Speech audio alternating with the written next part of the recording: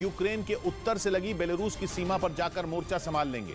इससे पहले यूक्रेन के लवीव शहर पहुंचे ज़ेलेंस्की ने यह ऐलान कर दिया था कि उनकी फौज को बेलारूस से भिड़ने के लिए तैयार हो जाना चाहिए।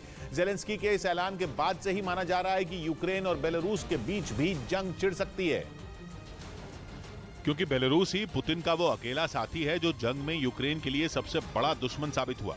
कहने को तो बेलारूस यूक्रेन का पड़ोसी है, लेकिन युद्ध में वो लगातार अपने पड़ोसी के लिए ही गड्ढा खोद रहा है और पुतिन के आगे लुकाशेंको ऐसे बिछ गए कि पूरा बेलारूस ही रूस के हथियार डिपो में बदल गया, जहां अब भी रूस से भर भर कर घातक हथियार और मिसाइलें पहुंच रही हैं। कहा जा रहा है कि एक बार फिर पुतिन ने बेलारूस की सीमा पर बेहद घातक हथियारों को तैनात कर दिया है, जिसके बाद यूक्रेन की राजधानी कीव पर फिर बड़ा खतरा मंडराने लगा है और इसकी वजह एक बार फिर बेलारूस ही बनने जा रहा है। इसीलिए ज़ेलेंस्की ने हुंकार भरी कि अब बेलारूस से ही दो हाथ करने का वक्त आ गया है और इसके लिए उन्होंने अपनी सेना को बेलारूस की सीमा पर पूरी तरह तैयार रहने के लिए कह दिया ताकि पुतिन की फौज को हमला करने से पहले ही रोका जा सके।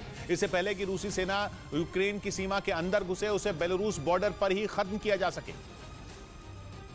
और इसके लिए यूक्रेन की सेना ने बेलारूस की सीमा पर अपनी तैयारियों को धार देना शुरू कर दिया। खबर है कि ज़ेलेंस्की के जवानों ने बेलारूस से लगी सीमा के एक बड़े इलाके में अपने खतरनाक हथियारों का दम दिखाया। उन्होंने टैंकों और तोपों से टारगेट को तबाह करने का अभ्यास किया। यूक्रेन के सैनिकों ने रॉकेट लॉन्चरों से इतने रॉकेट दागे कि बेलारूस तक उनकी धमक पहुंच जाए और वो अपनी सीमा पर तैनात हथियारों को लेकर वापस चला जाए, क्योंकि अगर ऐसा नहीं हुआ तो एक बार फिर यूक्रेन के कई शहर रूस के हमलों से कांप जाएंगे, जैसा कि पिछले साल 24 फरवरी को हुआ था। बेलारूस में सैन्य अभ्यास के बहाने जमा हुए रूसी सैनिकों ने अचानक यूक्रेन पर हमला बोल दिया था। वहां से रूसी सेना का एक बड़ा काफिला यूक्रेन में तेजी से दाखिल हो गया था और एक साथ कई शहरों को उन्होंने निशाना बनाना शुरू कर दिया था।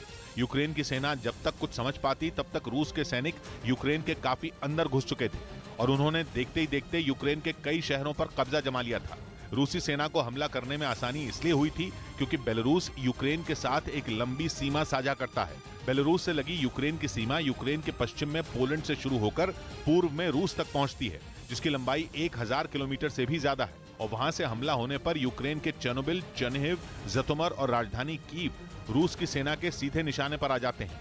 यानी बेलारूस से यूक्रेन के कई अहम शहरों पर एक साथ हमला बोला जा सकता है। इसी वजह से ज़ेलेंस्की अब जंग की जड़ बेलारूस को ही काटने के लिए अपनी सेना को ललकार रहे हैं, क्योंकि कुछ रोज पहले ही ऐसी सैटेलाइट तस्वीरें सामने आई थीं जिनमें बेलारूस की सीमा पर हथियारों की भरमार दिखाई दी थी, जिन्हें बेलारूस और यूक्रेन की सीमा के एक बड़े हिस्से में तैनात किया गया है। रक्षा और अंतरिक्ष के क्षेत्र में काम करने वाली एयरबस डिफेंस एंड स्पेस नाम की कंपनी ने ये सैटेलाइट तस्वीरें जारी की। इन तस्वीरों के आधार पर दावा किया गया कि बेलारूस की सीमा पर S-300 और S-400 मिसाइल डिफेंस सिस्टम की तैनाती की गई है। इसके साथ ही वहां बड़ी संख्या में टैंक और बख्तरबंद गाड़ियां भी नजर आईं। सैटेलाइट तस्वीरों के जरिए दावा किया गया है कि जिस बेलारूस के एयरबेस पर ये रूसी हथियार दिखाई दिए हैं वो यूक्रेन की सीमा के काफी करीब है और इसीलिए इस बात की भी आशंका जताई गई कि यूक्रेन पर बेलारूस की तरफ से कभी भी हमला हो सकता है।